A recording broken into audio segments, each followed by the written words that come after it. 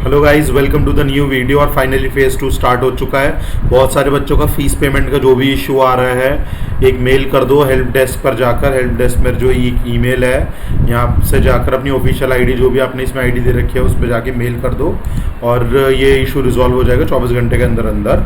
और इस वीडियो में मैं मेनली आपको दिखाऊंगा कि आपको एप्लीकेशन फेज 2 किस तरीके से भरनी है, क्या क्या मिस्टेक्स आपको अवॉइड करनी है कि ये मिस्टेक्स ना हो जाएं। इन चक्कर में कॉलेज आपका एडमिशन में प्रॉब्लम हो सकती है। और एक चीज़ बहुत ध्यान से सुन लेना, समझ लेना कि ये जो प्रोसेस है इसकी ना तो कोई करेक्शन विंडो आने वाली है और ना ही कोई ये इसकी डेडलाइन एक्सटेंड होगी। This is what the university of Delhi has said. अब मेरे को नहीं पता बाद में वो कुछ भी कर दें, बट अभी उन्होंने यही बोला है कि कोई भी करेक्शन विंडो इसकी नहीं होगी। बहुत ध्यान से भरें एप्लीकेशन, तो इस वजह से प्रॉपर ये वीडियो पूरी देखना, ठीक है। स्टेप बाय स्टेप प्रोसेस है इसमें। तो उससे पहले स्टार्ट बटन पर दबाना है। उसके बाद सबसे इम्पॉर्टेंट चीज़ आप लोगों को ये देखनी है कि जितने भी ये मार्क्स हैं ये आपके सही हैं या नहीं है। मतलब एक बार वेरीफाई कर लो, क्योंकि आपके पास ये ऑप्शन है अपडेट क्लास 12 डिटेल्स।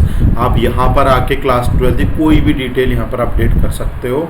तो आपने ध्यान से दिमाग लगा के ये डिटेल्स देख लेना कि ये सही है या नहीं है, क्योंकि ये सब चीज़ें जब आपका एग्ज़ाम, जब आपका कॉलेज, जब आप एडमिशन क्लेम करने जाते हो तो वो पूरी एक एक चीज़ वेरीफाई करते हैं कि आपने मार्क्स सही डाल रखे हैं नहीं डाल रखे। चाहे दिल्ली यूनिवर्सिटी में 12th के मार्क्स की कोई वेटेज हो या ना हो, तब भी आपको ये क्लियरली देखना है। ये मिस्टेक बहुत सारे बच्चे कर रहे हैं, 1-2 नंबर ज़्यादा ये गलती से भी हो रहा है, ठीक है। अगर ये करते हो तो वो आपके डॉक्यूमेंट्स इनवैलिड हो जाएंगे सारे और आपको फिर एडमिशन नहीं मिलेगा। And Delhi university is very strict about these rules and I am just telling you that. After that ये जितने भी, जैसे इंग्लिश आपका है तो आपको ये सब्जेक्ट वाइज मैपिंग करनी है, ठीक है। अब इंग्लिश में इंग्लिश कोर, ठीक है, आप ले सकते हो, ठीक है। उसके बाद अकाउंटेंसी बुक कीपिंग के लिए अकाउंटेंसी होना चाहिए, ठीक है। बिजनेस स्टडीज़ इस बच्चे ने दिया है तो बिजनेस स्टडीज़, इकोनॉमिक्स इस बच्चे ने दिया है तो इकोनॉमिक्स, और मैथमेटिक्स भी दिया है तो मैथमेटिक्स। तो 5 कोर्स से 5 इनके CUT में इस बच्चे ने पेपर दिए थे। 5 ही इसने 12th क्लास में पढ़े हैं। आपके लिए हो सकता है कि वो 4 सब्जेक्ट हों, ठीक है। तो आप अकॉर्डिंगली उसके भर लें, वरना एक ऑप्शन इसमें नॉट एप्लीकेबल का भी होता है, तो नॉट एप्लीकेबल भी आप भर सकते हैं, ठीक है। उसके बाद आपको ये 2 टिक करना है और ये सब चीज़ें ध्यान से भरना है। इसको इसमें मिस्टेक नहीं होनी चाहिए, ठीक है। दोबारा वेरीफाई करो चीज़ों को, और काफ़ी टाइम है, ठीक है। मेन जो इसमें काम है वो प्रेफरेंस फिल करने का है, ठीक है। बट ये इन्फॉर्मेशन बहुत ही ज़्यादा इम्पॉर्टेंट है, ठीक है। तो अब हम सेव एंड कंटिन्यू पर क्लिक करेंगे, नेक्स्ट। अब ये जो आपके पास जो भी इंफॉर्मेशन आती है, ठीक है, ये पोर्टल आपको बार बार मौका देता है कि आप अपडेट करो, ठीक है। या अगर आपका कोई चीज़ छूट गई है तो वो किस तरीके से फिल हो सकती है, आपको ये बार बार प्रीव्यू की तरीके से दिखाता है, ठीक है। You have the option of update the mapping, ठीक है। आप बाद में बैक भी जा सकते हो until and unless आप सबमिट नहीं करते हो, ठीक है। तो अब प्रोसीड टू प्रोग्राम एलिजिबिलिटी। अब जो program eligibility, this is one of the most important thing. अपना स्कोर वेरीफाई कर लेना, स्कोर सेम आ रहा है नहीं आ रहा है जो आपकी CUT रिजल्ट में आया था, ठीक है। ये बहुत इंपॉर्टेंट चीज़ है, स्कोर अपना एक एक चीज़ का वेरीफाई कर लेना। उसके बाद ये जो है ना, इसमें आपको पता चलेगा आप किन किन कॉलेजेस, किन किन कोर्स के लिए एलिजिबल हो, ठीक है। अब ये देख रहे हो एलिजिबिलिटी प्रायोरिटी 2। अब इस पर्टिकुलर BA ऑनर्स अरेबिक में ना 2 कॉम्बिनेशंस होंगे। उन 2 कॉम्बिनेशंस में जो हाईएस्ट वाला कॉम्बिनेशन होगा ना, जिसमें आपके मार्क्स हाईएस्ट आ रहे होंगे, आपके वो वाला कॉम्बिनेशन वैलिड हो जाएगा। तो उसमें एलिजिबिलिटी प्रायोरिटी 2 कि हम प्रायोरिटी 2 वाला के हिसाब से आपका स्कोर आगे कंसिडर करेंगे, मतलब ज़्यादा वाला स्कोर जिसमें कि आपको कोई दिक्कत नहीं होनी चाहिए। अब ये BA ऑनर्स इकोनॉमिक्स है, इस बच्चे के लिए इसमें अकाउंटेंसी के साथ साथ मैथ्स भी है, ठीक है। इसमें जनरल टेस्ट नहीं है तो मैथ्स की वजह से इसका स्कोर कम हो गया है, but he is still eligible for this course BA honours economics.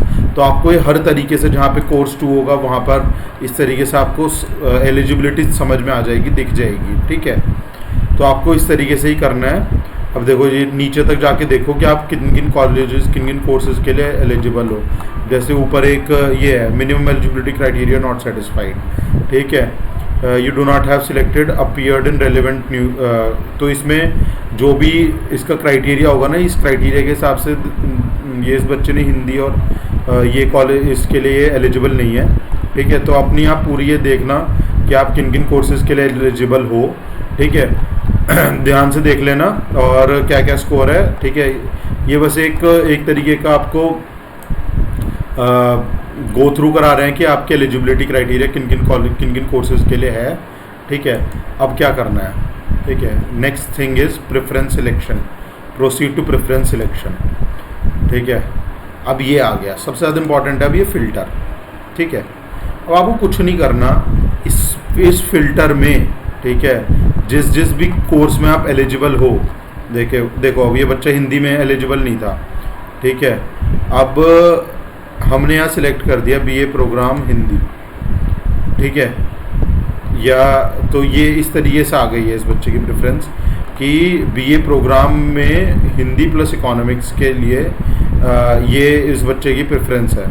ठीक है, इतने 751 इसके अवेलेबल वो है क्या 751 कॉम्बिनेशंस के लिए ये अपनी प्रेफरेंसेस भर सकता है। ठीक है, अब अप्लाई अगर मैं इस पर फ़िल्टर अप्लाई करता हूँ, अब मैंने इस पर फ़िल्टर अप्लाई कर दिया तो केवल 4 कॉलेजेस आ रहे हैं। ठीक है, BA program Hindi plus economics, ये 4 कॉलेजेस आ रहे हैं। अब आपको क्या करना है, आपको इसकी प्रेफरेंस इस तरीके से भर देनी है। आप ऐड टू प्रेफरेंस नंबर करें, आपको 1 प्रेफरेंस डालनी है 1 डाल सकते हैं, 2 डालनी है 2 डाल सकते हैं। ठीक है, जैसे आप ओके पे क्लिक कर देंगे, ठीक है, ये प्रेफरेंस यहाँ पर आ जाएगी। उसके बाद अगर आपको गलती से आपने कोई प्रेफरेंस भर दी है, रिमूव बटन पर दबाना है, ये रिमूव हो गया प्रेफरेंस आपका। ठीक है, तो आपको बेसिकली इन सब चीज़ों के ये सभी सैनिटी चेक्स रखने हैं कि आप सही कोर्स के लिए अप्लाई कर रहे हैं या नहीं कर रहे हैं। अब इस बच्चे को अगर जाना है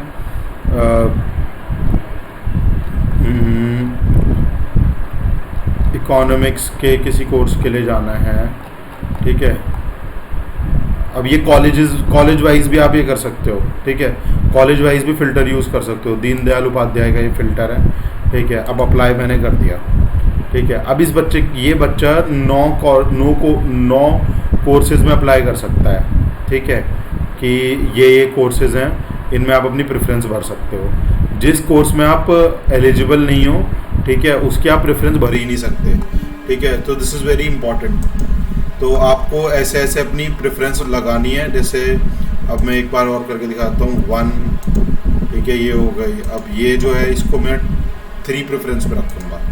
ठीक है, अब एक को मैं 2 प्रेफरेंस पे रखूँगा। ठीक है, तो आप ये सब चीज़ें कर सकते हैं। ठीक है, और उसके बाद उस प्रोसीड टू प्रीव्यू प्रेफरेंसेस पर जाना है और उसके बाद प्रीव्यू कर लेना अपना पूरा प्रेफरेंस बहुत ध्यान से भरनी है गाइज आपको। ठीक है, सबसे ज़्यादा इंपॉर्टेंट यही है। और प्रेफरेंस भरने में कोई जल्दी मत करना। ठीक है, कि मैं आज प्रेफरेंस भर के रख दूं और आज ही सबमिट कर दूं, नो नीड। ठीक है, अपनी सारी जितनी भी आपको रिसर्च करनी है, this is the time for the research. और गाइज ये रेडीमेड बनी बनाई प्रेफरेंस लिस्ट मत लो। सबकी कॉलेज लाइफ अलग होती है, सबके जर्नी अलग होती है, सबकी नीड्स अलग अलग होती हैं। ठीक है, अगर आप डायरेक्टली जाके कोई भी रैंडम बंदा कुछ भी आपको दे रहा है और आप just for the sake of not doing that hard work that you are suppose to do, so वो कुछ नहीं होगा। अपनी ही रिसर्च आपको लगानी पड़ेगी, अपना ही दिमाग लगाना पड़ेगा।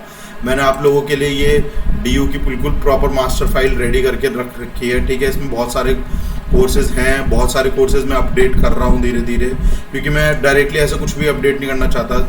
सब चीज़ों के ऊपर रिसर्च करने के बाद ही मैं अपडेट करूँगा। ठीक है, तो इसमें जाओ, कॉलेजेस देखो, कॉलेजेस की प्रेफरेंस लिस्ट इसमें क्लियरली गिवन है।